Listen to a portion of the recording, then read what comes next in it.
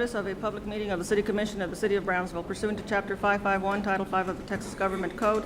The Texas Open Meetings Act notice is hereby given that the City Commission of the City of Brownsville, Texas, in accordance with Article 5, Section 12 of the Charter of said city, will convene a workshop and a regular meeting on Tuesday, February the 1st, 2011, at 5:45 p.m. and 6 p.m. in the Commission Chambers on the second floor of the Brownsville City Hall, Old Federal Building, located at 1001 East Elizabeth Street, Brownsville, Cameron County, Texas.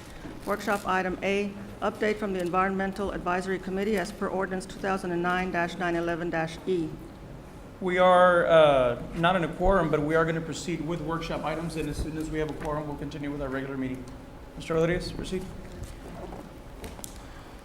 Honorable Commission members, good evening. As everyone in the city is well aware, the ordinance is now in effect, and I'll give an update report on where we are today and what the second phase of the basically the ordinance calls for now that it's in effect. Essentially, there was a marketing campaign leading up to January 5th, and I'm going to allow Healthy Communities to expand on the marketing campaign. But let me begin by saying, to date, the enforcement and notices to comply, no citations have been issued. Only one notice to comply has been issued. Many of the calls that we did receive in the department were people wanting to get more familiar with the ordinance itself, specifics. The other topic that is most often asked is clarification of the ordinance, whether it's a paper bag, a plastic bag, or cloth or non-cloth bags are allowed. And we have posted the ordinance on the city's website, as we also understand the city secretary's office also has a link to that as well. Also, our online ordinance software company, Municode, has posted an update online for the latest version of our ordinance to be there. And I want to remind everyone, the latest ordinance should read 2010-911-F, not the prior version that is listed. To date, another question that we often get asked for and to update the commission is about the environmental fee and what it is and what it is not. Not all businesses have this fee. It is only a business owner who chose to have plastic bags until they ran out of them. And this was aimed at helping the small business owner who could not return the plastic bags like the big businesses could. And it was meant to offset two things. One, for the small business owner to be able to deplete their single-use plastic bag. And number two was to allow consumers, because this ordinance was asking for a behavioral change, to accommodate themselves to this ordinance. And in many ways, proponents or people who are not in support of this ordinance will say it's a tax. It is not a tax. It is a fee that is only for the businesses that have chosen to carry plastic bags until their stock runs out. Now, the Environmental Advisory Committee is going to be bringing forth a recommendation in the very near future of ending this environmental fee as it's proposed, once we feel enough of our citizens are now have progressed to the point where this is no longer necessary.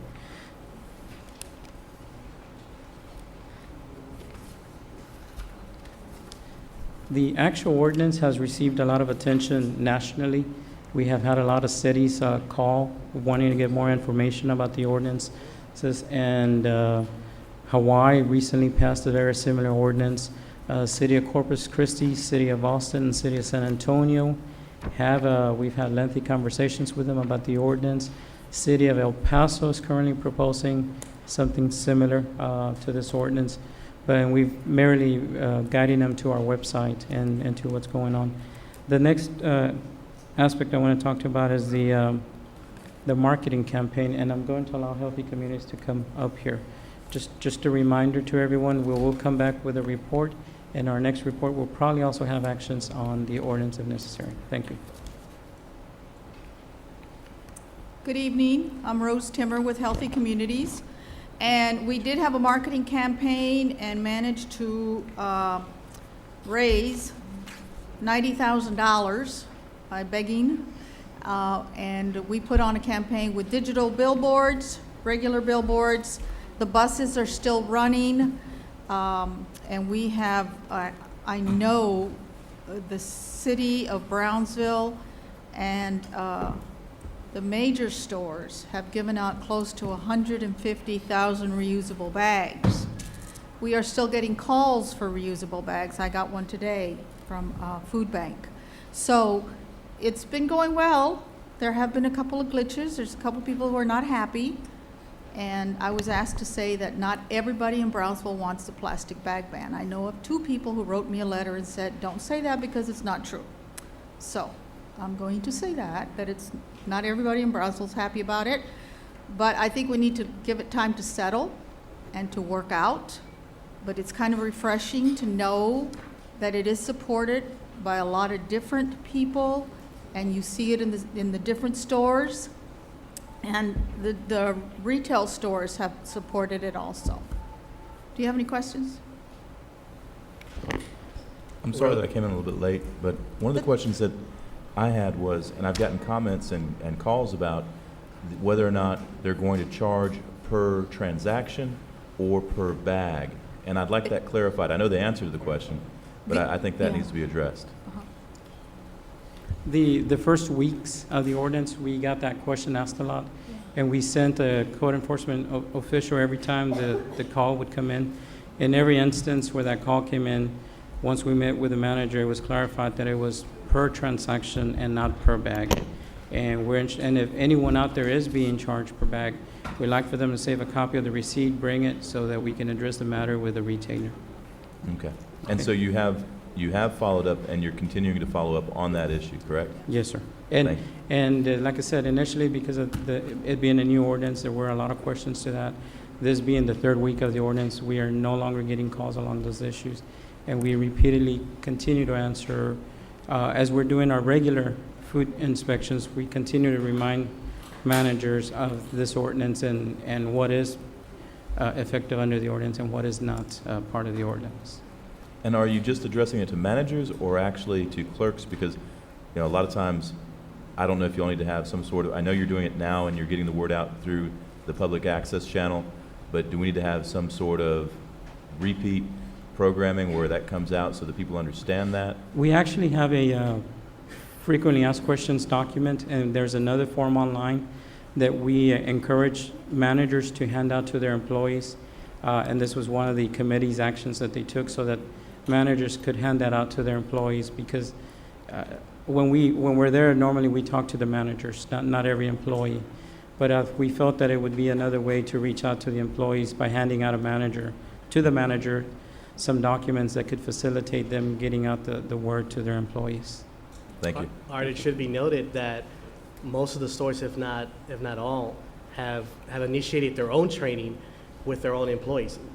For example, H-E-B, they created an entirely new manual for how to bag, what to do, everything they need to know about the ordinance. Let me ask you this, Art. If somebody brings their bags to H-E-B or Walmart, because this happened to an individual, are they being asked to bag their own groceries, or will the store bag? I heard that really recently, and that's not a part of the ordinance. Right. And that would be more of a store policy. And we would hope that has not changed, that the sackers are still sacking the bags for their customers, but we'll be happy to meet with any retailer who is under the impression that this ordinance calls for people to bag their own bags, which is not part of the ordinance. And I just wanted to clarify that, because I know when we meet with each of those store managers, that was never an issue that was never a question whether customers would have to bag their own. It's a checkout, the checkers, We did have dry run days where many of you attended, and many people were very familiar with the ordinance, and leading up to the ordinance, the effective date of the ordinance, our feedback was that over 90% of the citizens were aware of the ordinance. I want to add, we calculated based on national statistics use, we think conservatively that about 350,000 single-use bags are out of the stream cycle now for daily use in Brownsville alone. So if you're seeing a different kind of litter, I want to say it's not single-use plastic bags. I had one question. I asked you earlier, there was a question or confusion at Walmart about what kind of plastic bags you could put the chicken or the beef in. Good question. Did you have an answer for that? Yes, that's a good question. Let me update that. Most businesses that have a meat market or a fruit vegetable market have those real thin plastic bags, and a lot of Like you people put your fruit in, where you right? put your fruit in. Okay. Well, the meat markets have those also, but people were not accustomed to looking for them in the meat market area. And if you will look closely now, most of the grocery stores do have those plastic bags in the meat market areas. And on my own personal side, when I go to one of these local stores, I'll look for them, and they are there. Okay. All right, last question. When somebody says that the ordinance affects the elderly because the bags, a reusable bag is worse than a plastic bag, what would be your answer to that? In terms of they say it's more heavier for the elderly, they can't carry their bags, what would you say to that? Well, the bag of use nowadays is a personal choice, and there's bags of many different sizes. If someone wants to carry a bag that emulates the size and the quantity of what a plastic bag used to be, that is an individual choice. We're not regulating any aspect of that someone has to use a big bag or a medium bag or a small bag. That is a customer or a citizen's has the right to use any size bag. You will find that the reusable bags that are currently out there do hold more than what you did in your plastic bag. And I think maybe that's where the problem is. But if grandma and grandpa are having a hard time, they just need to either use more bags or go to a smaller bag, which they are out there. I know HEB has some. They're a kid size, but they're available. Right.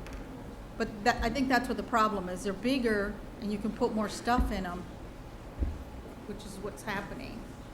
I actually Thank you. like that because then I have to carry fewer bags into my house. Yeah. And we know that the biggest problem people are having, the biggest thing we hear is, I forget my bags. But if you forget your bags, put them in your cart and take them to your car. We still have the stickers. And we still have stickers to give out that you can put on your windshield or on your window, reminding you to do that, to bring your bags, but it's coming along. A lot of people are saying, I don't really need a bag, and that's another option also. All right, I'm sorry, and I know I said I had one last question, but this has also come up because I get it all the time, I'm sure everyone else does. The fee, where does it go to? People have said, and I've heard, this is gonna go to help the city, there's another way for the city to make money, there's another way for Walmarts to make money. Where exactly does the $1 surcharge go The to? amendment we made to the ordinance, the 2010 911-F, specifically outlines the use of this money for environmental use. And I can't quote the ordinance, that portion of the ordinance, but it is specifically outlined that we're limited as to how the city can use those monies. They're specifically to be used for environmental awareness, for environmental cleanups, things that actually will benefit the environment. Arturo, I'm gonna Thank ask a favor of you, and I hope it's not imposing on too much, but I'm gonna ask that you and your staff get together with library and come up with an infomercial in Spanish and in English, and specifically outlining for right now, while the dollar surcharge is being charged, that you indicate on there so that the people can understand.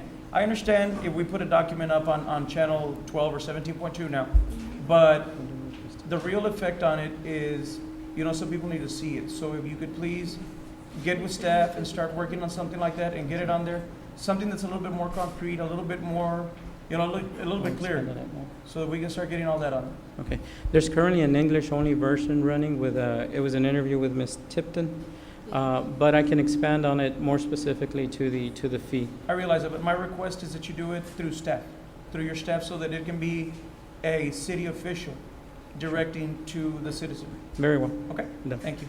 Thank you. I have something to add, and to complement his request, I'd like to see us add to the PSA some information as to why this ordinance was passed, the effects of a plastic bag on our drainage system, the effects on economic development. People don't understand that, if you have a city that's unsightly and you're hosting prospective clients, prospective businesses, it does have an impact on their decision.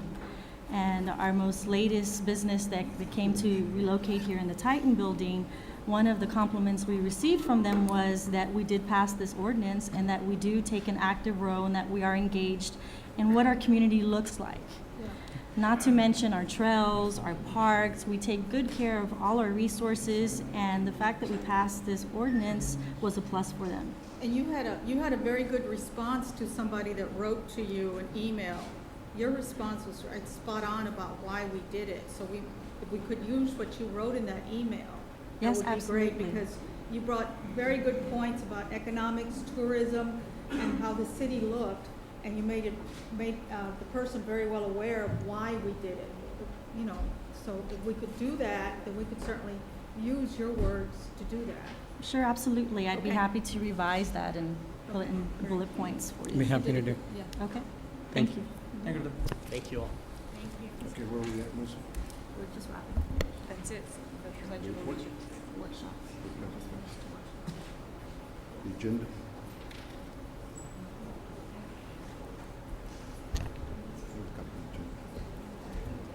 City Secretary, can you give me a copy of the agenda, please?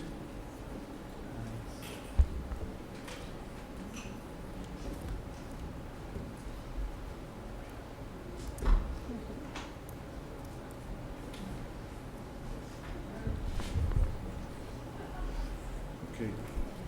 Antes de comenzar, le quiero dar la bienvenida al alcalde Alfonso Sánchez Garza de Matamoros. Ya tuviste el gusto de conocer a Isabel Rosales, representante del diputado estatal René Oliveira. Te damos la bienvenida de parte del Cabildo, los ciudadanos de Brownsville, y como alcalde tengo el honor de recibirte. Me hubiera gustado acompañarte, pero está un poquito demorado. La sesión de Cabildo normalmente comienza a las 6. Vamos a entrar a la sesión y luego comenzamos con unas cositas ahí y luego hacemos una ceremonia, luego hay una cenita en su honor. Nos da gusto que está aquí presente con nosotros, con toda su delegación. Bienvenido, alcalde. Gracias. Would you all please rise for the Pledge of Allegiance? Pledge of Allegiance to the flag of the United States of America and to the republic for which it stands, one nation, under God, indivisible, with liberty and justice for all. Under the Texas flag, I pledge allegiance to thee, Texas, one state, under God, one and indivisible. Please be seated. Are you going to have the... Oh, I'm sorry, the invocation by Pastor Brad Burke. Let us pray. Father God, we thank you for your love, your grace, and your mercy. We thank you for this great nation we live in. We thank you for this city we live in. Lord, I thank you for the leaders you've provided before us. And Lord, as we go into this campaign season, I ask that every candidate conduct their campaign in a way that is respectful of their opponents and everybody involved. Lord, I thank you for the relationship with our sister city, Matamoros, and our distinguished guests that are here tonight. I ask you to bless them as well, lead and guide them. Lord, I ask you to take care of our homeless people in the city tonight as it gets cold in the next few days. Lead and guide them and provide for them. Lord, bless this meeting. Lead and guide each leader. Give them divine direction, divine knowledge, and cooperation with each other as they make the decisions that affect our city. In the name of Jesus Christ, amen.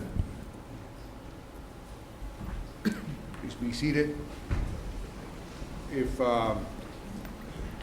we could skip 1 and 2 and move, let me put my glasses on and misplace my other glasses.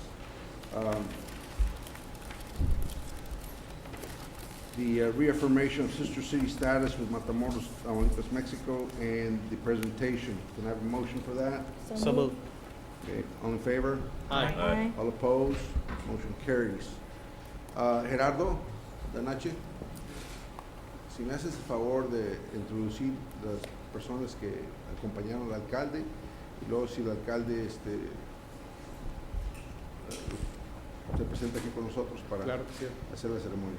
Tenemos el día de hoy al presidente municipal de Matamoros, Tamaulipas, el ingeniero Alfonso Sánchez Garza, acompañado de su distinguida esposa Silvia.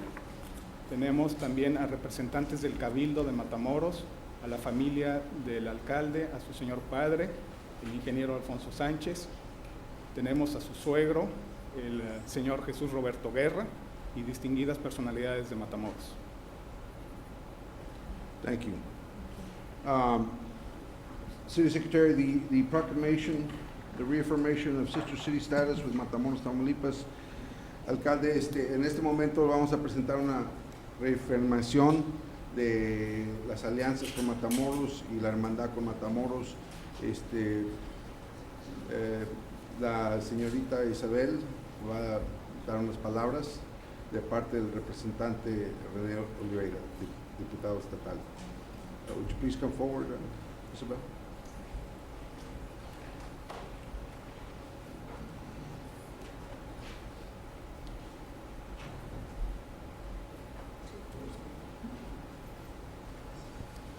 Guys, me acompañan, por favor.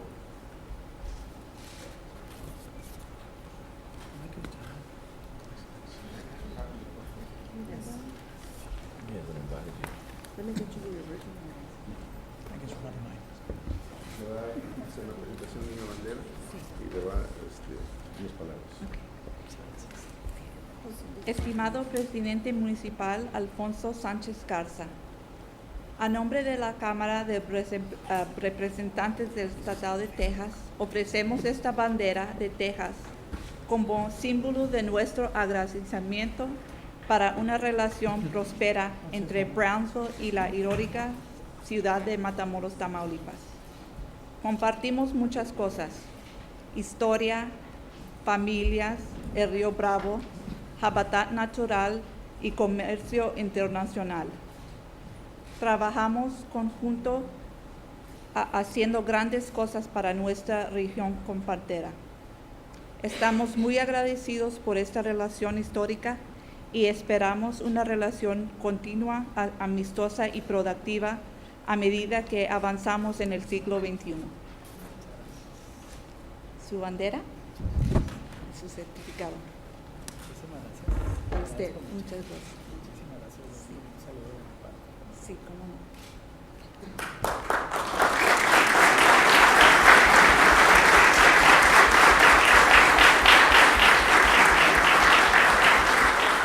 Señor alcalde, también le vamos a hacer una presentación junto con el cabildo que ya me acompañó aquí. La secretaria va a leer la reformación, es una proclamación de la hermandad de Ciudadanos y me acompaña aquí. Mayor, may I have a copy?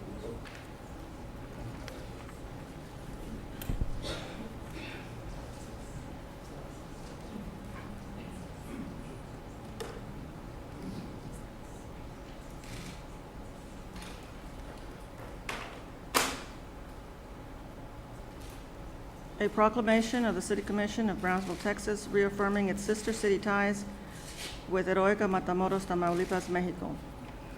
Whereas on October 17, 1995, the City of Brownsville unanimously approved a resolution binding our city of historic Brownsville, Texas, and the city of Heroica Matamoros, Tamaulipas, Mexico as sister cities, and whereas today as then, much of the history of Texas and our nation is indebted to the people who originally settled in this region of Texas and Mexico. And whereas today as then, we continue to share in the development of the natural resources, the economic fiber, tourism, and the education of our people. And whereas today as then, we strive to coexist harmoniously with a high admiration and respect for the people of Matamoros, Tamaulipas, Mexico, and whereas the two cities continue to be allies in economic development and good neighbor policies. Hence, this reaffirmation of the 15-year-old Sister City Agreement.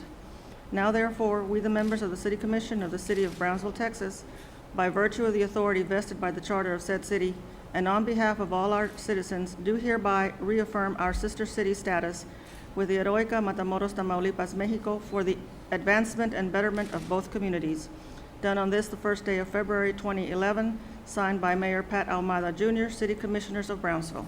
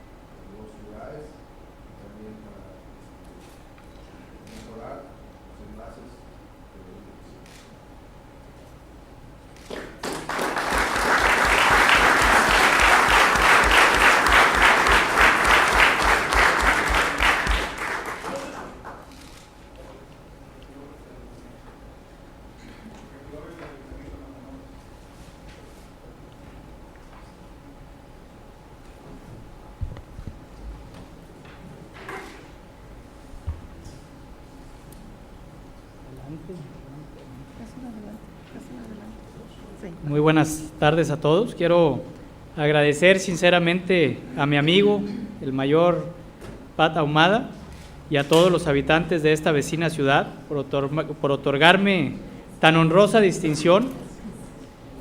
Sin duda, este reconocimiento es una muestra más de la hermandad, del respeto y de la buena voluntad que existe entre Bronzeville y Matamoros.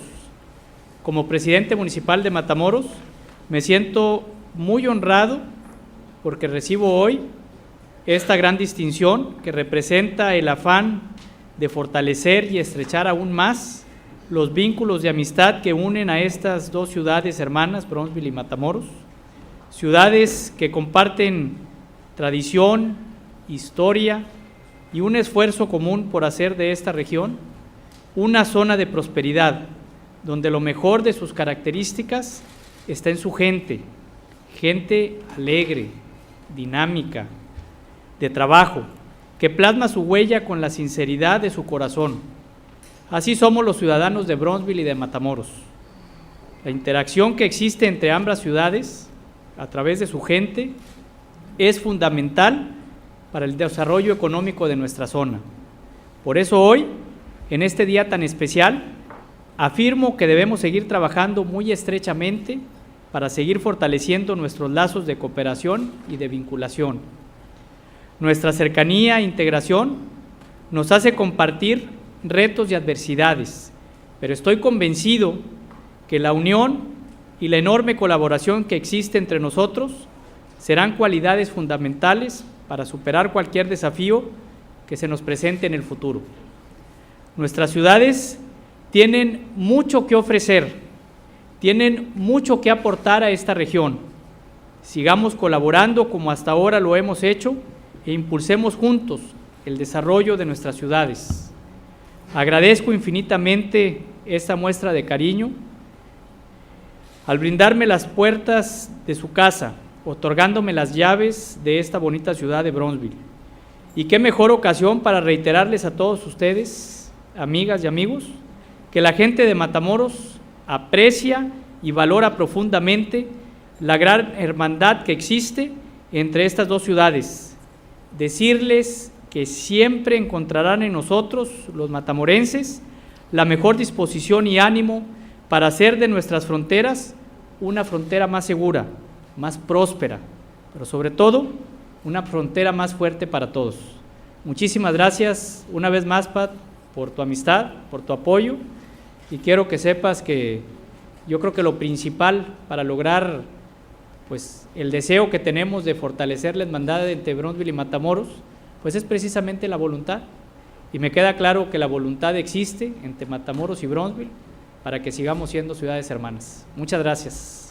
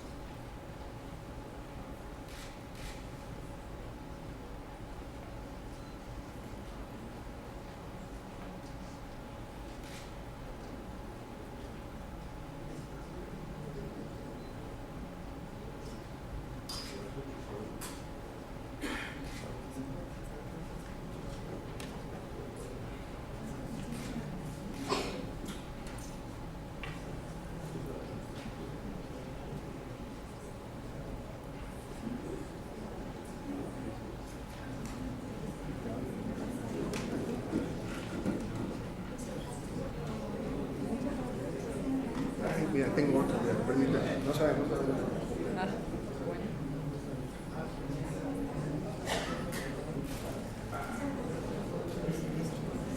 Sí, todo eso sí. Y la proclamación también, sí.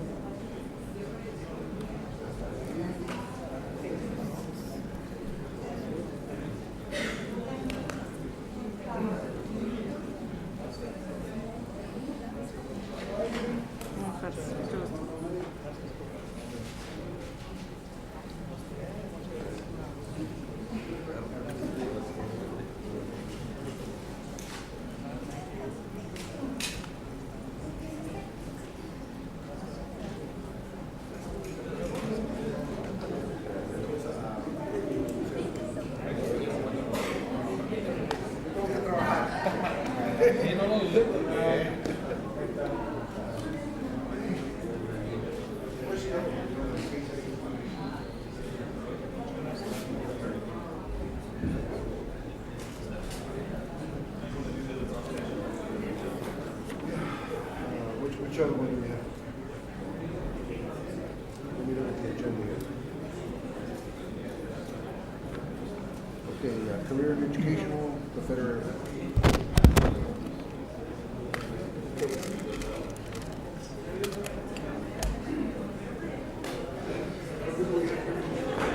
Career and technical, I think it's probably all those students after. You want me to read that one? That's career and technical. Who do we have here from career educational? Please step forward.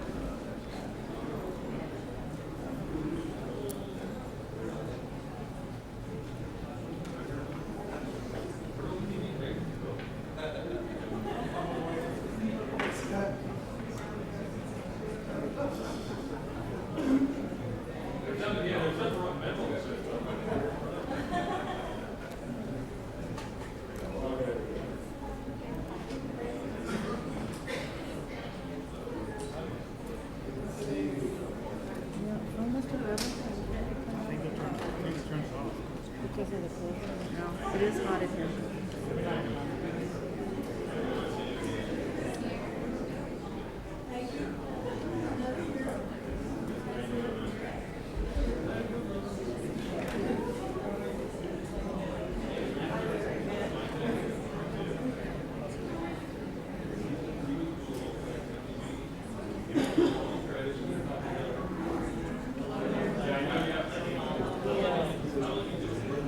Career education.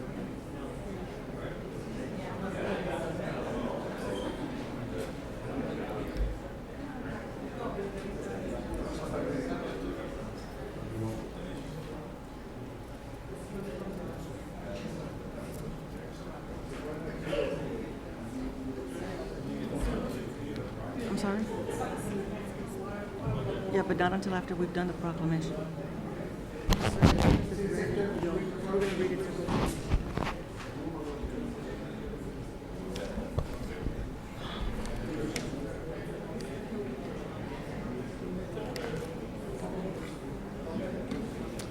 A proclamation of the City Commission. A proclamation of the City Commission of Brownsville, Texas, proclaiming February 1 through 28, 2011 as Career and Technical Education Month in the City of Brownsville. Whereas February the 1st through 28th of 2011 has been designated as Career and Technical Education Month by the Association for Career and Technical Education, and whereas profound economic and technological changes in our society are rapidly reflected in the structure and nature of work, thereby placing new and additional responsibilities on our educational system. And whereas career and technical education provides Americans with a school-to-careers connection and is the backbone of a strong, well-educated workforce, which fosters productivity in business and industry and contributes to America's leadership in the international marketplace. And whereas career and technical education gives high school students experience in practical, meaningful applications of basic skills such as reading, writing, and mathematics, thus improving the quality of their education, motivating potential dropouts, and giving all students leadership opportunities in their fields and in their communities. And whereas career and technical education offers individuals lifelong opportunities to learn new skills, which provide them with career choices and potential satisfaction. And whereas the ever-increasing cooperative efforts of career and technical educators, business and industry stimulate the growth and vitality of our local economy and that of the entire nation by preparing graduates for career fields forecast to experience the largest and fastest growth in the next decade. Now therefore, we, the members of the City Commission of the City of Brownsville, Texas, by virtue of the authority vested by the charter of said city, and on behalf of all our citizens, hereby proclaim February 1 through 28, 2011, as Career and Technical Education Month in the City of Brownsville, and urge all citizens to become familiar with the services and benefits offered by the career and technical education programs in this community, and to support and participate in these programs to enhance their individual work skills and productivity. Done on this, the first day of February 2011, signed by Mayor Pat Ahumada and City Commissioners.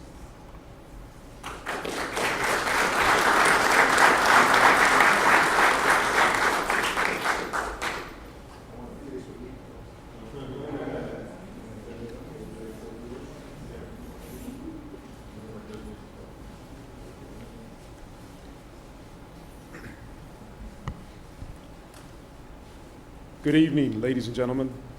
My name is Jose Guadalupe Torres, and I am here representing the Career and Technical Education Program. Career and Technical Education, also known as CATE, has a long and rich history in the United States. Today, CATE has evolved from a limit of number of programs available at the turn of the 20th century into a broad system that encompasses a variety of challenging fields and diverse subject areas which are constantly evolving due to the changing global economy. Today, I am here representing the Criminal Justice Department, along with fellow students in programs such as Culinary Arts, Health Science, Information Technology, Business Education, and other training programs. These programs have been instrumental in our school involvement and attending academic goals. We have learned the importance of competition, leadership, teamwork, and becoming productive citizens.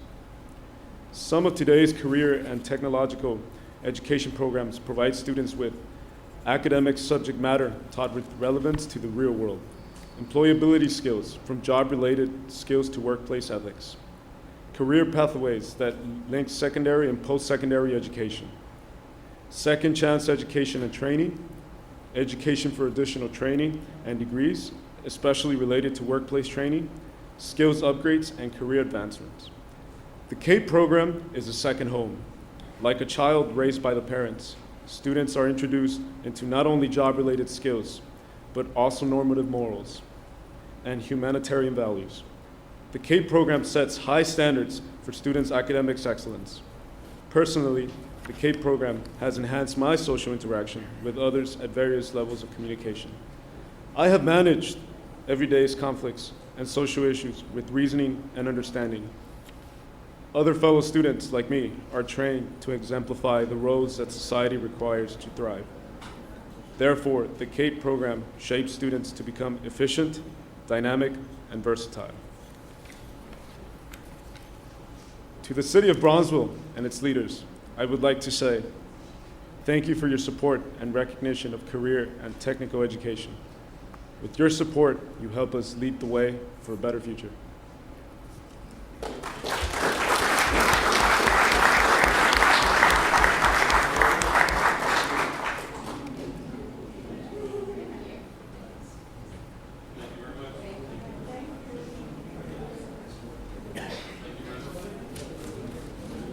Oh, what?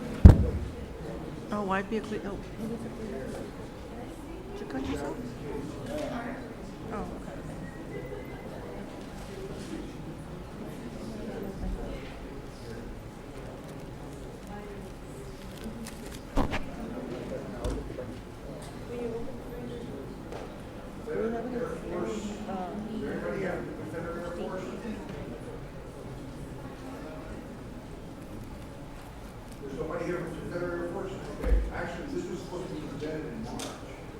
Okay.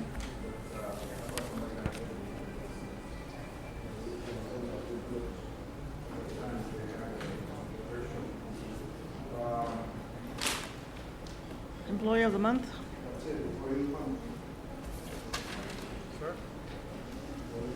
That's it?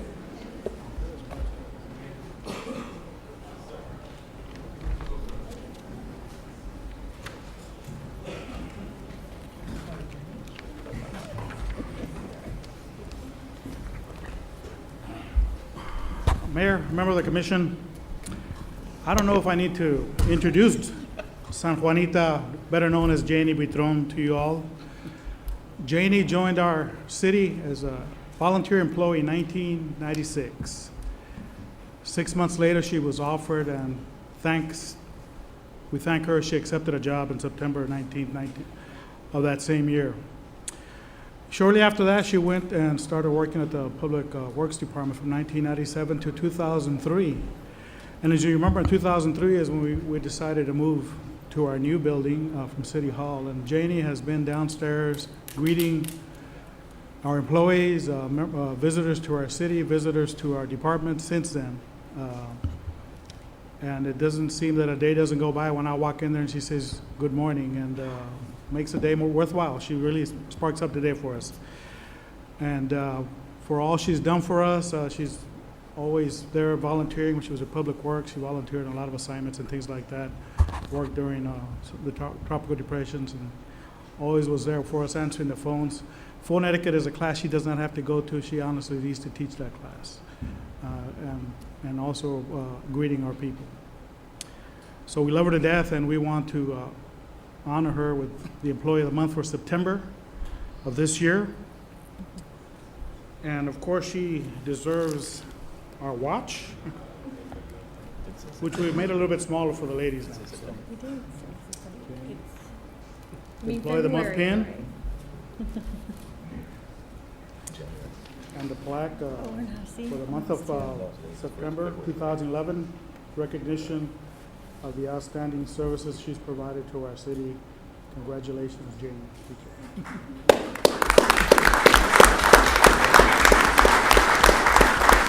Got to speak now. Say good morning. Thank you, everybody, for this. I'm very honored. I want to thank my director and assistant director, Ms. Lydia and Oscar. Thank you so much. And I Thank hope you. to keep on Thank this. you. Congratulations.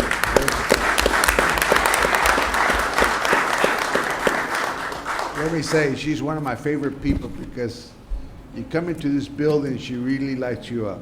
She's always cheerful, very professional, and as hectic as it gets, she's very cool. She maintains control.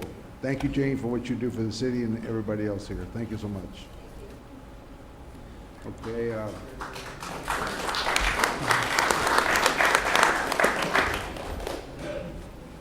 You want to go back to the reports? You all want to skip the reports? Let's keep going. Then go to consent agenda items. So move. Second. Motion and second. All in favor? Aye. All opposed? Motion carries. Item 6. Item 6, consideration and action to appoint or reappoint 2 members to the Airport Advisory Board. Okay, do we have any nominees? I'd like to nominate Elida Cantu, excuse me. Elida Cantu. Second. Okay, we have a motion and second by Dr. Gowan. All in favor? Aye. All opposed? Motion carries. Is there anybody else? I think there's 3 appointments, 2 appointments. Is there anybody else? No other candidates? We just need to know which position that's for. You don't have to whisper. Okay, we just need to know which position that is for of the 2. Who is she replacing or? Okay. Okay. We were talking about it, the length of term. Well, it'll be the term, carried out. In other words, a new term. But there are 2 people that are actually being considered by yourselves this evening. So it's got to be one or the other. Okay, whichever. She Okay. just Okay. wants to Who wants to serve get on the reappointed? advisory board. Pardon? Who wants to get? They both want to get reappointed. Well, both individuals have filled out the form and turned that in to them expressing their interest in it.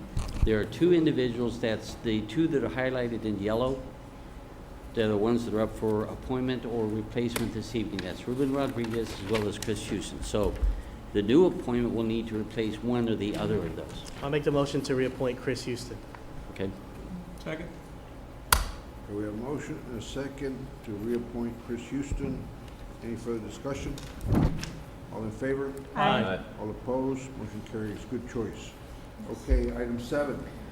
Item Thank you. 7, Thank you. public hearing and Thank you, action Larry. on first reading of ordinance number 2011-795-F to amend Chapter 102 of the City Code of Ordinances establishing uniform requirements for direct and indirect contributions into the wastewater collection and treatment system of the City of Brownsville and prohibiting certain general discharges, limiting specific pollutants, requiring protection from accidental discharges, providing for fees and charges, providing for wastewater contribution permits, providing reporting requirements, providing for inspection and sampling, providing confidentiality requirements, providing for enforcement procedures, amending sections 102-371 through 102-603 to conform with the provisions of Article 7 as amended by repealing all ordinances inconsistent herewith, providing a severability clause, providing a penalty, and ordaining other matters incidental thereto.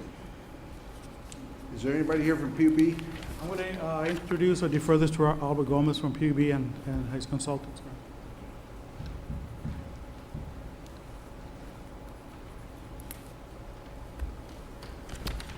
Yes, Honorable Mayor, esteemed commissioners, good evening.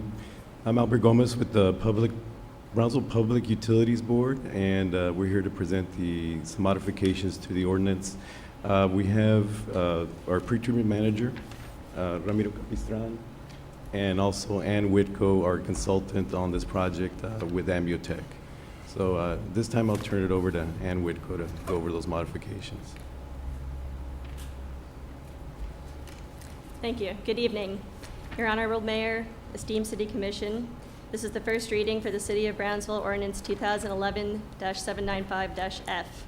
The referenced ordinance gives legal authority to the Brownsville Public Utilities Board to administer and enforce a pretreatment program as mandated by the EPA through the Texas Commission on Environmental Quality based on federal regulation 40 CFR Part 403.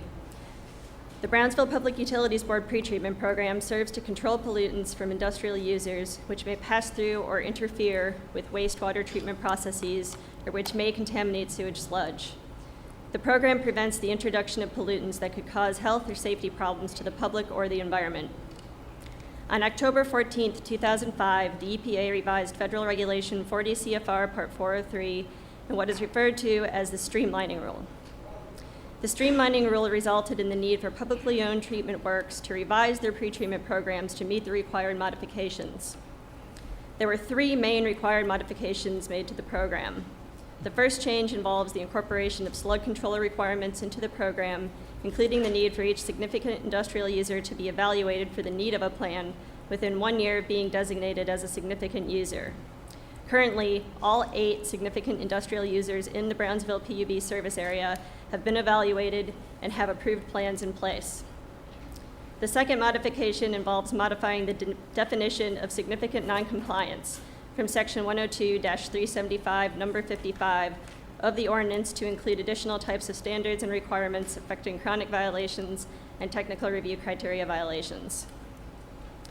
The third modification relates to provisions in sampling and reporting requirements. Specifically, categorical industrial users subject to best management practices must now include their compliance with those practices in their reports, and all such practices must be included in the permit. This currently only applies to 1 categorical significant user. Sampling requirements must now be followed for all compliance reports, whereas previously this was only true of the baseline monitoring report and 90-day compliance report. Finally, all non-categorical significant industrial users are required to provide representative samples in their periodic monitoring reports. All modifications to the ordinance herein mentioned were presented to and approved by the BPUB Board of Directors and are required by the TCEQ to remain in compliance with their Texas Pollutant Discharge Elimination System permit. Thank you. Thank you. Thank you. Okay, requires action. Move to close. We have motion closed and a second. All in favor? Aye. All opposed? Motion carries. Move to approve.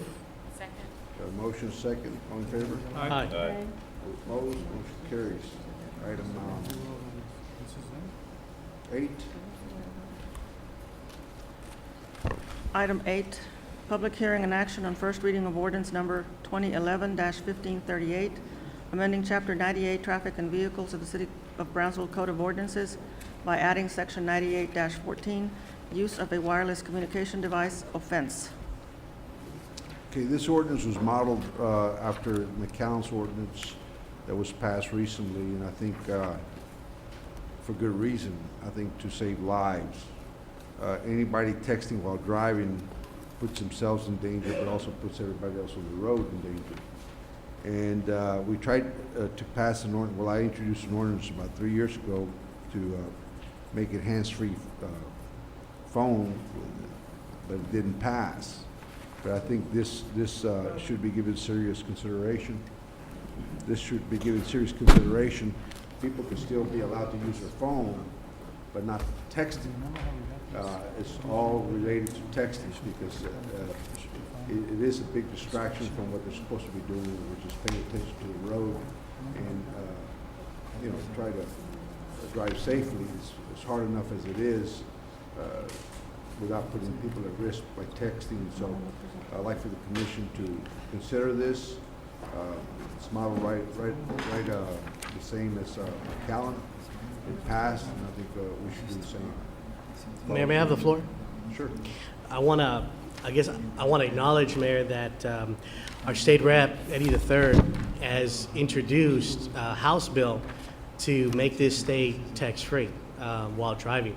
And I appreciate his efforts and hopefully having every other state rep within the state of Texas concur and agree and adopt that House resolution. I think it's something that's needed across the state.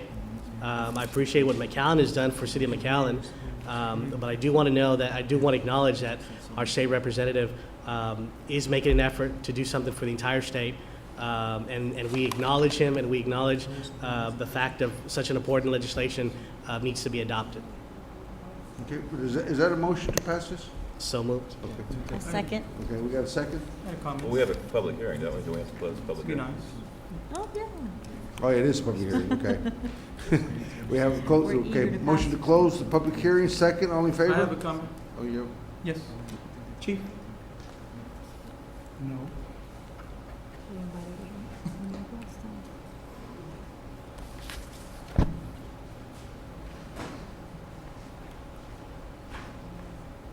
I know the answer to my question, but I'd bring you up just for clarification.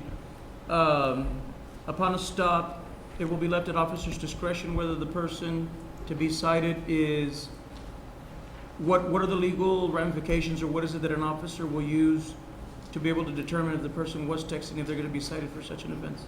Well, definitely, definitely the officer has to see it in plain view, similar to any other traffic offense that occurs out there or any type of violation of city ordinance. So definitely he would have to be a witness to the violation of the city ordinance.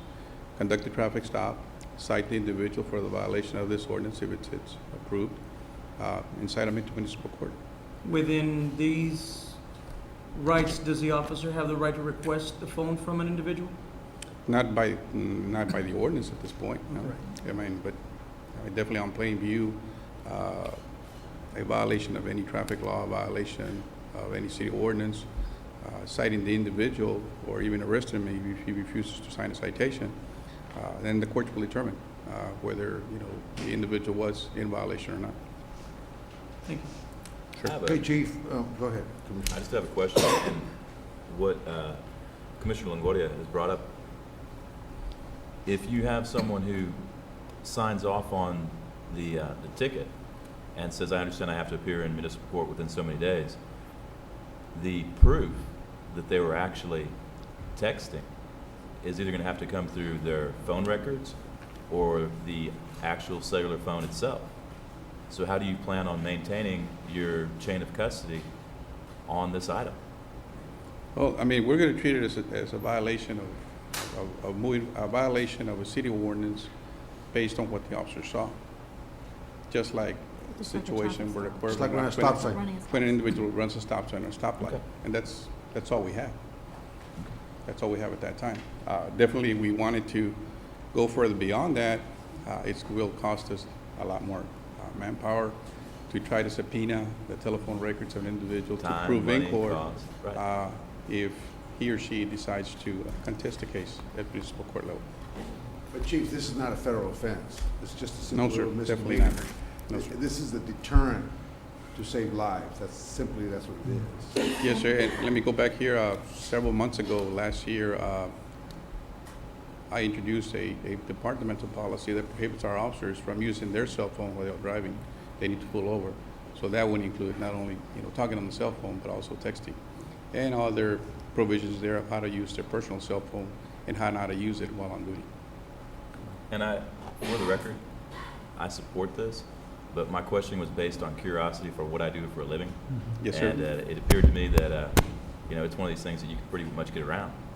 If it Well, came down. yes, sir, and definitely I think it's going to be up to the driver to, make a determination if he's going to, or he or she is going to be texting or accessing internet sites while driving, and does he want to go to the trouble of appearing in court for such violations. So hopefully this will just be, the ordinance serves as a deterrence.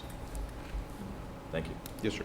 Thank you, Chief. Appreciate it. Yes, sir. Like I said, 3 years ago, we tried to pass hands-free telephone.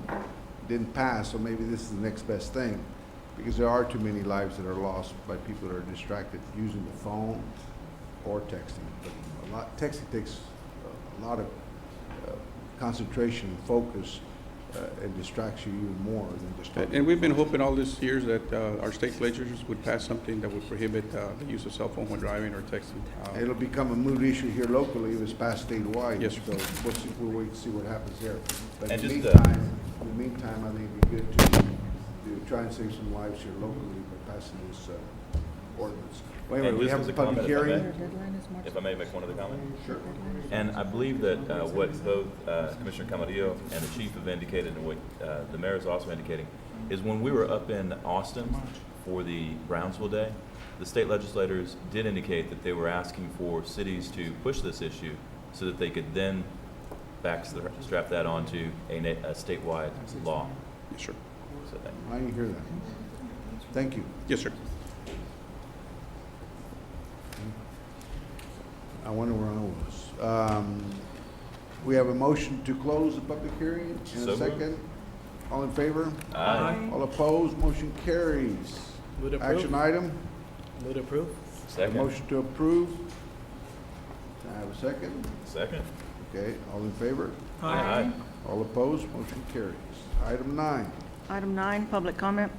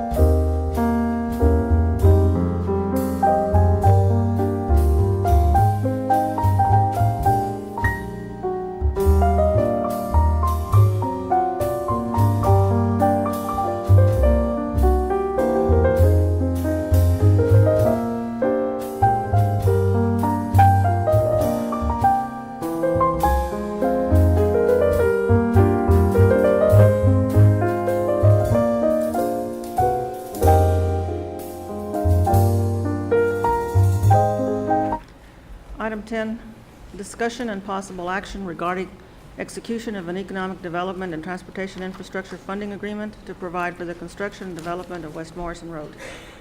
Good afternoon. This is the agreement with the West Morrison owners that we had presented previously to the City Commission. Basically, under this agreement, the costs of the development of West Morrison Road would be split equally between the city and the developers who are developing the project. The city would forward or would advance approximately up to $720,000 in addition to that for the development of the project. However, that money would be repaid back to the city within 5 years or upon the subdivision or whichever came sooner. The money that the city would be advancing would be protected as follows. First of all, the creation of the PID. The PID would allow the assessments on the property, which there would then be liens on the property to enforce that the money got paid back to the city. Second of all, we also have a guarantee of the Morrison Owners, Inc. So in addition to the liens on the property, which would guarantee repayment to the city, we also have the corporate guarantee of the Morrison Owners, Inc., which if it was not paid back, they would pay it back. So the city's interests are basically not protected once, but protected twice. What we would do is we'd create a PID, and I would ask that you approve this agreement subject to creation of a PID at the next meeting or two. Okay. Is there any questions? What would be the life expectancy of the PID? Basically, the life expectancy of the PID would be to, for the sole purpose for the PID would be to do the assessments and to make sure the money would come back to the city. So it would be 5 to 7 years, and you're not creating a PID today. You're approving an agreement subject to approval of the PID.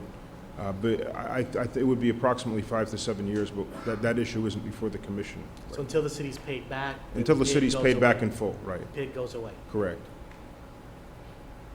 Any other questions? I have a question about the, I believe I saw some language about the Laredo Road. The Laredo Road is actually part of the, that is being funded by the developers itself, but Mr. Sanchez can answer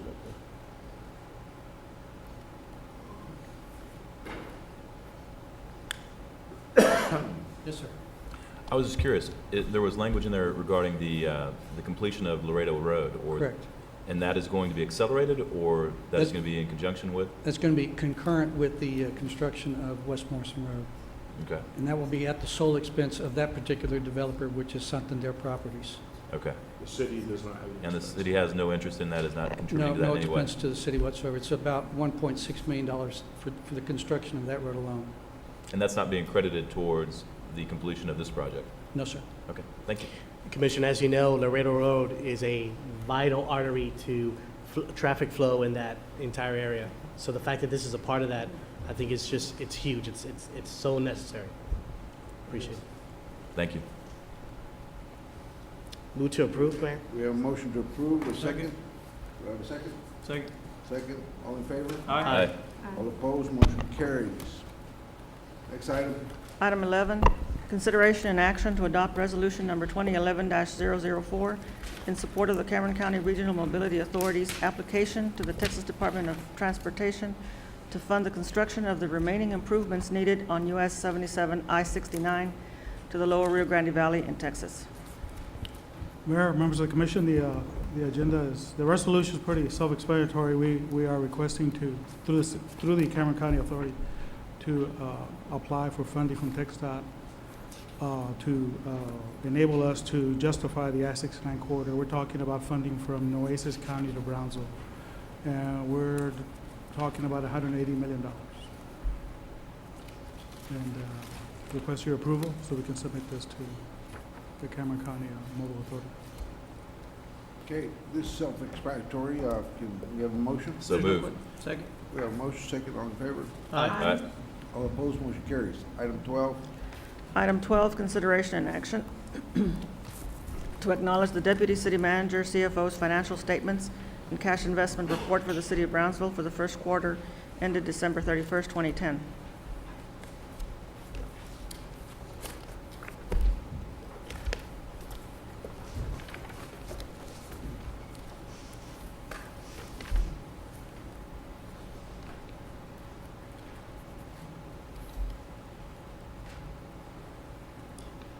I don't know, well, Mayor Pro Tem, members of the City Commission.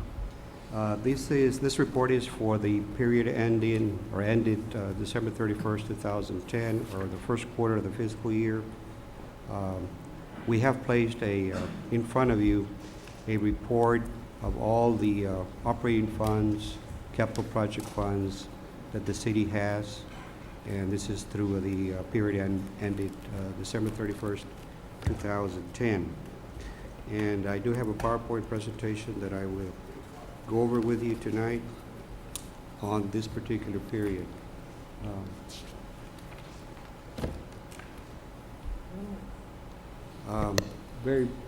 There are some, I think we got the wrong one. But this is not the.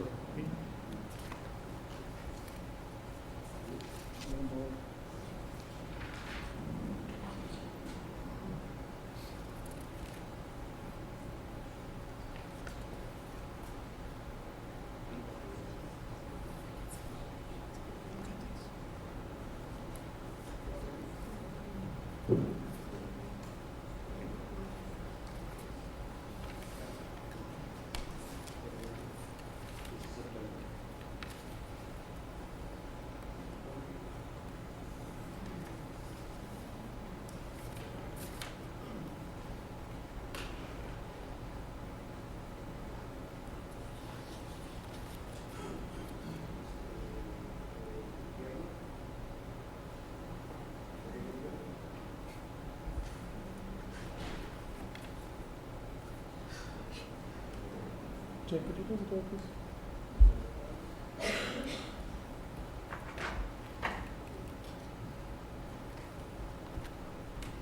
I'm going to go over. I don't have a PowerPoint presentation for the period ending December 31st. I do have a handout. If you could use the handout in front of you of the PowerPoint presentation. I'm going to go as fast as I can regarding this presentation. On page 2 of the PowerPoint presentation, it's got some areas of concern. And one of the areas that we have concerns with, obviously, is the condition of the state's budget. We know that they are going to be reducing allocations not only to the cities, but to the school district and to the university. And that obviously is going to have a possible negative impact on our economy. If there's an unemployment, if there's an increase in unemployment, obviously there's going to be less money to be spent in our economy. Obviously, it's going to reflect our sales tax. We also see a decline in the Veterans Bridge revenues. We right now they're about, based on the numbers that we see right now, it's going to be approximately maybe $600,000 less than what we got last year. We also see a decline in building permits. They're down about 36%. Hopefully for the remaining 3 quarters of the year that they will improve. And obviously our unemployment rate continues to be very, very high. So obviously this has an impact on our economy. There are positive news on page 3, and that indicates, or actually page 4, shows that the sales tax for the period is, for the first quarter, is running about 6% over the same period as last year. But we have to remember that this period, we're comparing a period that was very bad a year ago, but at least there is an improvement of 6%. As we go through the PowerPoint, you can go back to page 7, and the sales tax shows slowly climbing to the previous 2 years, the 2009 and 2010. Again, on page 8 shows you the bridge fund. The first page 8 shows you the activity from last year. We had a 13% decline. Right now, as far as bridge revenues, on page 9, it shows a decline of almost 21%. And page 10 is a graph of this similar declines in Veterans Bridge. Obviously, this affects our budget. As we go through, I'll be skipping some pages. We'll go to page Page 17, this is an important page that we want to go over with you. As you can see, there are some revenues in the budget that are not coming about, and one of them is the $617,000. If you recall, the city approved the budget in September of 2010. PUB did not approve their budget until October 6th. When the city commission approved the city's budget, it had this an amount of $617,000 that we were hoping that the Brownsville PUB would advance us the cash to pay the utilities of the nonprofits, which about $617,000. Obviously, that was not approved by the PUB board. Also, there was also, you recall, the late penalty for late payments for customers from the PUB. We had requested, and it was approved, of 5%, 5 to 7.5%. But then when the ordinance came about, the change was only 6%, not 7.5%. And the other area that didn't go through by the PUBs of waiving the billing fees that they charge the city, and this is approximately $459,000. So this is something of the revenues that we had anticipated that are not going to be realized. So Pete, they're going to waive the 3% that we've been paying. They're not waiving it. They're not. They're not waiving it. So the only thing that we received from the Brownsville PUB this particular fiscal year was the $2.5 million in economic assistance. Again, it went through their board on October 6th, and that's what they approved. On page 20 shows the fund balance. Estimated fund balance for the general fund. We would, right now, the way it is right now, and again, these are all estimates, we ended the year in an unaudited number of $16,592,450. We anticipate a fund balance right now based on what's in the budget of $13,854,000, and we're at 15% in reserves, and that's the percentage that we strive for every year, to stay at least above 15%. For the quarter on page 21 for the general fund, that's 20. Again, revenues exceeded expenditures by 5.8 million, and one of the reasons why this is because the majority of the property tax is collected at the beginning of the year, so most of that property tax is here. It's about close to 70%. As we go along, on page 22 is the Convention and Tourism Fund. We have not transferred money from the general fund to the transit system of about $395,000. So right now that particular fund shows a deficit. Community development on page 23, that's just a federal grant, revenues and expenditures match. Page 24, the non-bonded debt, there's a fund balance of $11,616. Then on page 25, that's the debt service fund. We do have payments coming in on February the 15th. This month, that's the first. We make two payments during the year. We make a payment on February the 15th and August the 15th on some of our debt. Right now, the fund balance on that fund is close to $12.5 million. As we move along, on page 26 is the landfill tipping fee. We have a fund balance at the end of the month or the end of the quarter of $642,319. Airport, shows expenses exceeding revenues by $476,576. The bridge fund, again, that's something that we went over it already. We have a fund balance of $574,834. This money is obviously goes back to the general fund.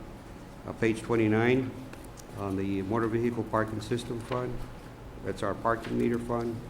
It shows expenses exceeding revenues by $19,000. The transit system fund on page 30 shows a net loss of $754,473. On page 31, there is a contribution by various sources to take care of the deficit, and that's advertising revenue and other miscellaneous revenues, along with a grant from the state. And then there's a transfer from the general fund of $32,000. Page 30 shows that there is a contribution by the FDA, federal government, of $377,237. The Brownsville Golf Center Fund shows expenses exceeding revenues by $48,000. And there is a subsidy that the general fund contributes every year to keep this fund in the black. And as we move along, we have several ERA grant funds. Page 33, that was for transit system. All that money has already been spent and received, and that was for the terminal, bus terminal. Page 34, there's another grant that's for homeless prevention and rapid rehousing, $49,180.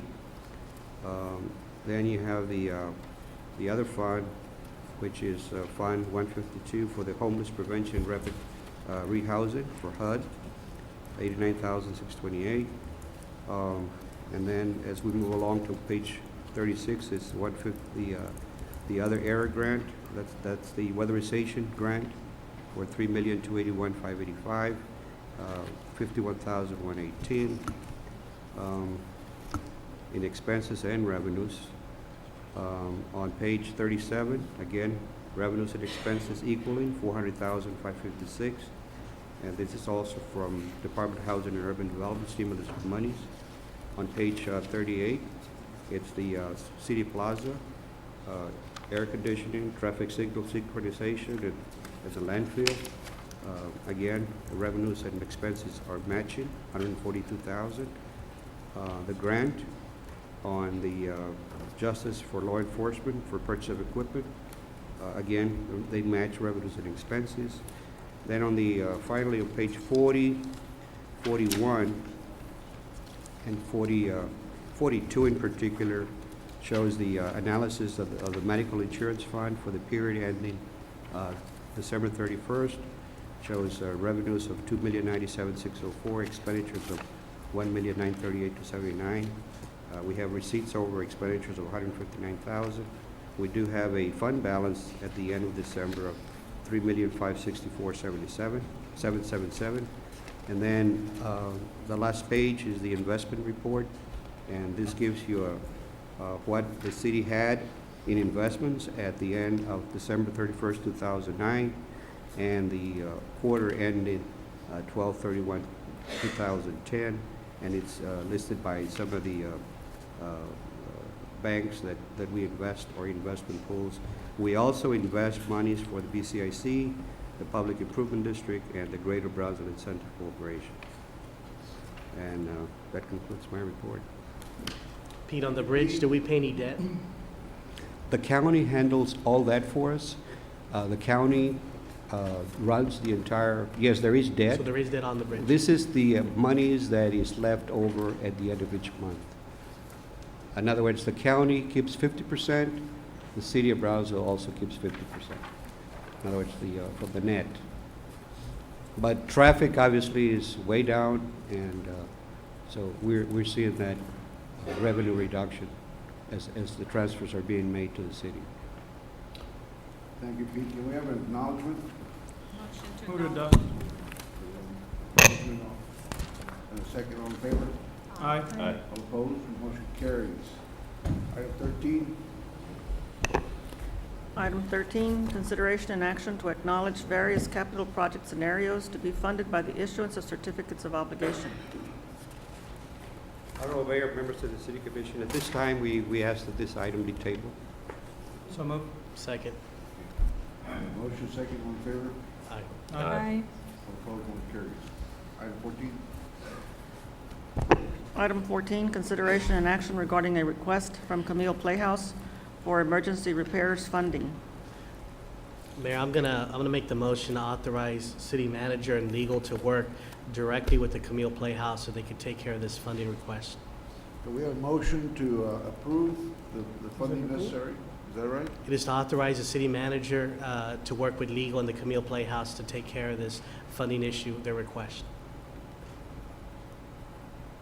I'm not clear on Commissioner's motion. I'm not I'm not either clear because he's not. I guess committing. I'm asking that that the commission consider allowing the city manager and legal to work with the Camille in resolving the funding issue for their roof repair, Well, which is already first taking of- place. First of all, I didn't even call for a vote. There's people here from the Camille Playhouse. Would you come forward, please, and explain your request so we can all know what the request is and what we're voting on? Because it sounds too vague, the motion there. Mr. Mayor, Commissioners, my name is Stephen Schull. I'm the president of the board of the Camille Playhouse. Yes, I'd like to clarify something. There is an emergency situation. We did have a roof that needed repair. We had leaks coming in. We tried to resolve it the best way possible. We just had to put in our money and fix it. It did cost us $13,700. We did cut our budget from last year to this year, knowing a lot of things that were going to happen. We cut it by $100,000. But this did take a big chunk out of our budget. So what we were asking is for a reimbursement for fixing the building. Okay, otherwise it would have gotten more damage. More damage, and we wouldn't be able to continue. So it was an emergency situation at the moment, and we're in a situation now as we trying to finish off the year. And So just to clarify, the roof issue has already been resolved? yes, sir. Okay. They took it out of their own personal funds. Right, Yeah. that's what I understood. I mean, what I'm hearing from you is that either you all took care of it personally or there'd be more damage It done would if have you didn't get it done. would have been worse. Mayor? Well, we appreciate you doing it. I think Mr. Cabot would like to say something. I think we need to understand that the building is theirs. And it has been theirs, and I think there's an agreement that it's theirs until 2013 in the books. What was done is they applied to BCIC for the funding, but they had already done the repair. So the legal issue was that BCIC initially voted yes, but then they could not fund it because the roof's already been done. So I believe what Commissioner Camarillo wants us to do is work with them to see how we can legally assist them financially in what they've already repaired, which was the roof to their building. They have a lease with the city that started in 1964, 70 or so, 30 years, that was redone in 1993 for 20 more years. So in 2013, a decision will be made as to whether they want to maintain the building or turn it over to the city. So we do have some interest in the building, obviously, because eventually it's going to be ours. And plus, what they do there is something that is good for our community. So, What's the request for? What's the request? The request is for $20,000. When you placed it on the agenda, where exactly were you planning on the funding coming from? They submitted the request to me or the commission through me. So I put it on the agenda for that purpose to hear the amount what the request was. And I'm assuming Now, that, sorry, go You're ahead. asking me a question, I'm going to answer it. The request for the funding could either come up from reserves as an emergency reimbursement. Now I know it's a reimbursement, I didn't know that's a reimbursement. As emergency reimbursement for the repairs done to a building that is owned by the city, and they serve the community, it's part of the community, and in support of the Camille Playhouse. well, that's where the issue is. It's, my interpretation, it is not our building, it is their building. It is our land. They are leasing from the city. Okay, well, it's. And are leasing the land from the city, the building's theirs. They can't possibly, we'll have to get legal opinions, possibly give it up in 2013. But this talks about repairs to the roof and nothing else. All the paperwork that I've received or obtained is a little over $13,000 for roof repair, not $20,000. So anything else that they're requesting from us, we'll have to evaluate. Basically what it is, what I see here is the same thing what the city got from PUB, a grant. Okay, that's what you're asking for a grant for the roof and I don't know what else. And that's gonna ask you to speak to this and what is it you want? Is it that it, the roof only, or? Well, the main purpose is to reimburse us for the roof. There are a few other things that we're in need of. and that's where the extra money came from. That's what it was rounded off to 20,000. There's sound and lighting, but the main thing was the roof, and we did take care of that for the meantime. Okay, what is the wishes of the Mayor, commission? may I have the floor now? $20,000 is a lot of money, and we have several organizations out there, nonprofits, that are under similar circumstances, and they're not here before us. So it puts us in a very precarious situation to have to approve this funding request and then open the door for other organizations to come before us and make a similar request. We want to help you, I want to help you, but I'd like to see some more initiative when it comes to fundraising, just like every other organization has stepped up their fundraising efforts. I can maybe make a motion to revise the amount to maybe a fourth of that. Commissioner, let me just point Before out, we get it there. was noted when we spoke earlier that the only reason why they were not funded by 4B was because they had already paid the contractor a day earlier. If they waited one more day, which again, it goes back to all these different rules, and I could be wrong, but that's what I heard from Mr. Scholl, that if they would have just waited one more day, then there would have been no issue, and they would have gotten the check from 4B. So considering, I think it was, not technicality, but an issue of timing, and whether they were aware of that or not, I don't know.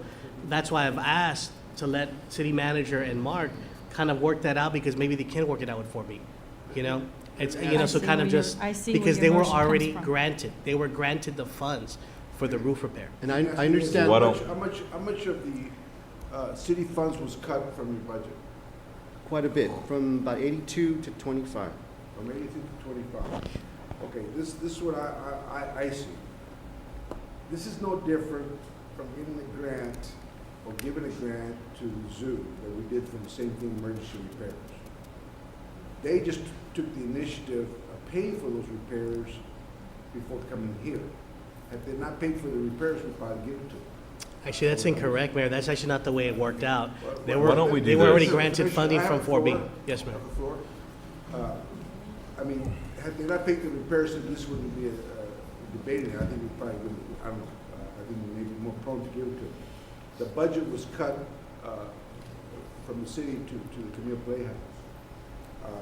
I would like, and it's the same thing, like we asked for a grant from PUB, they're asking for a grant from us because they're having a shortfall, so to speak. So I would think in support of the Camille Playhouse, what it means to this community, we should help them out. Our reserves are healthy and we can afford to help them out, but knowing that we had cut their budget quite a bit. Now, the money's being used for a good purpose, which was to rebuild the roof. But had they not done it, it would increase the damage, the cost, and we would have to pay more. So, I would like the commission to consider giving them the grant that they're requesting, based on the fact that we cut their budget drastically. May I say something? May? Thank you. I can understand where Commissioner Camarillo wants us to look at this issue. I have no problem with us looking at this issue. Unfortunately, there are technicalities as to when you can file things and when you can apply for certain funding.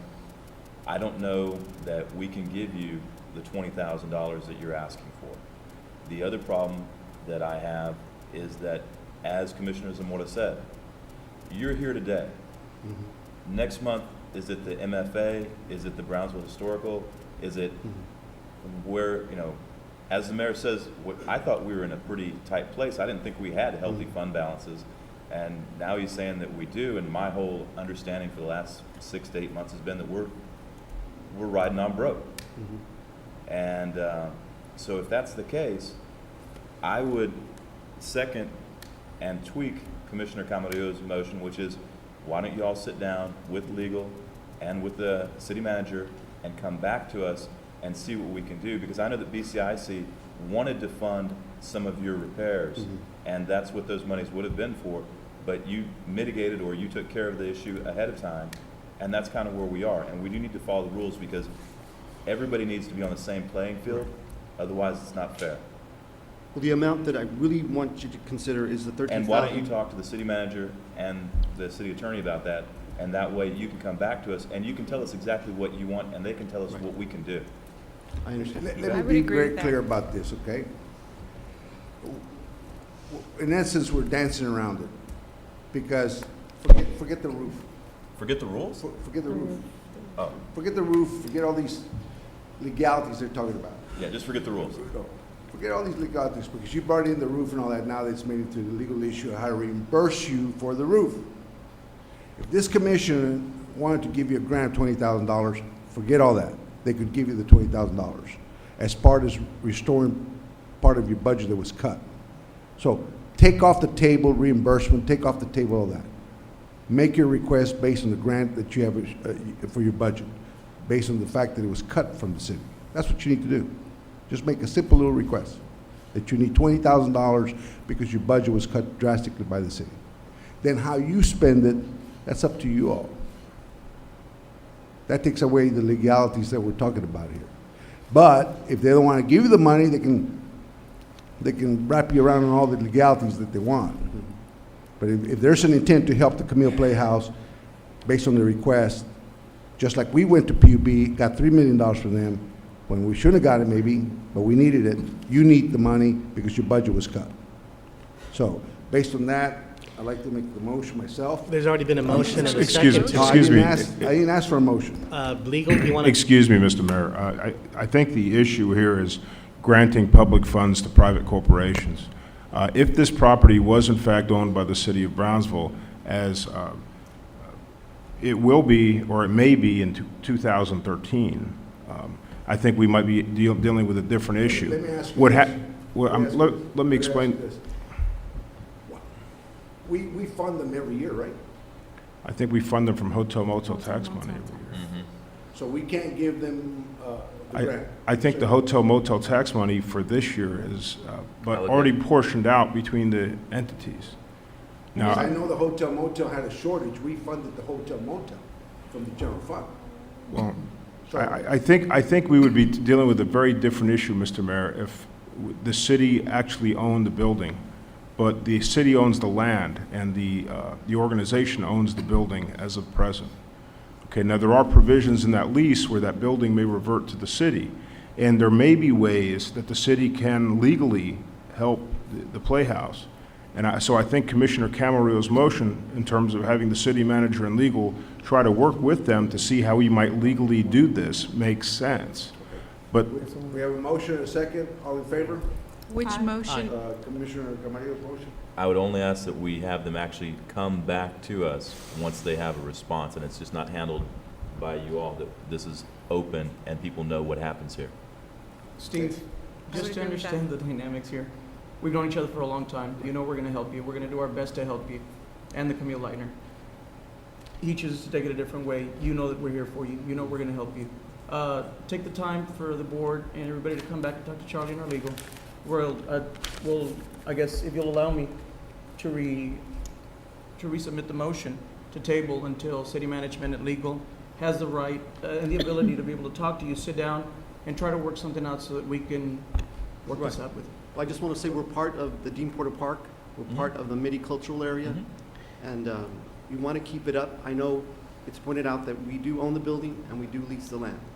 And, but it's come to a point where we need some help. And I'm willing to come to the table and talk to. I appreciate that. Thank you very much. Commissioner Camarillo, would you withdraw your motion? Actually, no, I'm going to keep my motion the way it is, but I'm just going to go ahead and allow that they do come back at the next meeting. Okay, we have a motion and we have a second. We're going to keep it the same way. Okay. We're going to just authorize them to get together. Okay, you'll come back at the next meeting, see if some Can can we be say worked out. at a future meeting? In case At a we- future meeting. In case we don't make it, then. Sure. Authorizing to get together. Hopefully it'll work out for you. All in favor? Aye. Aye. All opposed? Motion carries. Thank you. Thank you. Next item? Item 15, consideration and action to adopt resolution number 2011-005 to affirm the appointment of a board member to the Cameron Appraisal District Board of Directors. Would approve? We have a motion to approve Second. and a second. All in favor? Aye. All opposed? Motion carries. Item 16. Item 16, consideration and action to adopt resolution 2011-006 to authorize an MOU for a mutual aid agreement between the City of Brownsville Fire Department and Medcare Ambulance Service. Honorable Mayor, Commissioners, I request that this item be tabled for further study. So We have moved. a request to table. Can I have a motion? So moved. We have a motion. Can I have a second? Second. All opposed, motion carries. Thank you. Item 17. Item 17, consideration and action to adopt Resolution Number 2011-007 in support of the development and expansion of animal welfare policy and legislation within the state of Texas and throughout the Rio Grande Valley. Okay, this is self-explanatory. It's in your packet. Can I have a motion? So moved. We have a motion. Can I have a second? Second? Second. Okay, you got a second? All in favor? Aye. All opposed, motion carries. Item 18. Item 18, consideration and action on Resolution Number 2011-008 to support the use of state rainy day fund resources and eliminate certain tax exemptions to address the state budget deficit. Okay. Well, everybody went to Austin. They heard what we anticipate, some budget cuts that are going to affect lots of funding for the state of Texas. And this resolution is being introduced in asking our legislators to, before they cut education, public safety, to consider dipping into the rainy day fund and to eliminate certain tax exemptions instead of cutting public safety and education. Can I have a motion for that? So moved. We have a motion and a second. All in favor? Aye. All opposed, motion carries. Item 19. Item 19, consideration and action to award a term contract for vacant lot mowing services for the Brownsville Public Health Department. Honorable Mayor, City Commissioners, staff recommendation is based on successful negotiations with the proposed contractors. Staff recommends to award a term contract for vacant lot mowing services for the Brownsville Public Health Department be awarded to the following contractors. There's 6 contractors. Flores Tractor Mowing Services out of Brownsville, LAG Total Property Lawn Maintenance of Brownsville, Rios Mowing Services of San Benito, Texas, Hope Landscaping of Brownsville, Great Dunamis Corporation of Brownsville, Texas, and Maldonado Nursery and Landscaping Incorporated out of La Feria, Texas. Now, these contracts shall commence upon approval by City Commission and shall expire on January 31st, 2012. And the city reserves the right and option to extend the life of the contract for 2 additional years if it's mutually acceptable by the contractors in the city of Brownsville. Funding for these services will be provided from the general fund, account 01-535-779, and the property owners will be billed for the cost of the mowing services provided under this contract, plus an administrative fee. That the administration of the Public Health Department agrees with this recommendation. If you Move to have any approve. questions. Roberto, I've had, Yes. this program, just for clarification's sake, this wasn't in existence for quite a while. And people had been asking why weren't these things getting cut. I know that at certain times, our Greens Division was taking care of most of these issues.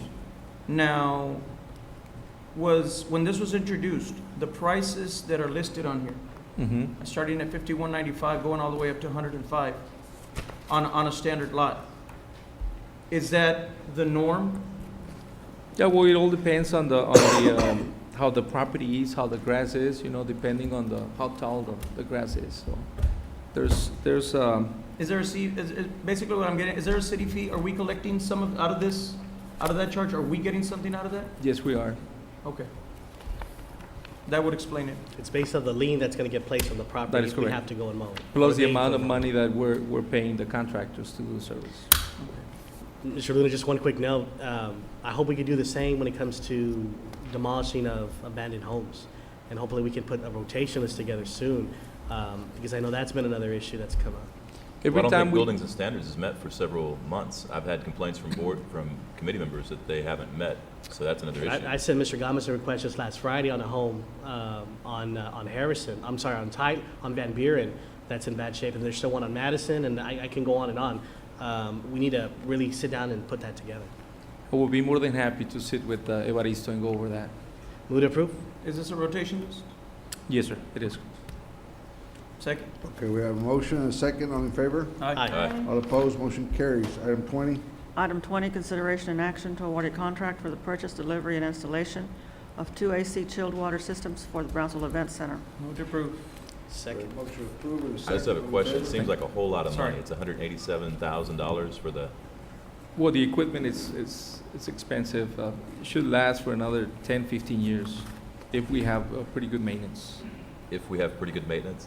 Well, it's also because of the weather. You know, we can't compare ourselves with San Antonio or, you know, some other cities. We do have a good maintenance program for chilled systems, which requires expertise. We've learned that, I guess, the hard way, Commission. That we have chilled systems, for example, at the police department as well. So, yes, they need to be monitored and checked by experts related to that. Thank you. Okay, all in favor? Aye. All opposed, motion carries. Adjourn. Thank you. Remind all the gentlemen, those who do not grow a beard for charities will get fined. There was ordinance passed here requiring men to wear beards, now they get fined, so be careful. That's why I'm doing mine. Motion to adjourn, all in favor? Aye. All opposed, motion carries.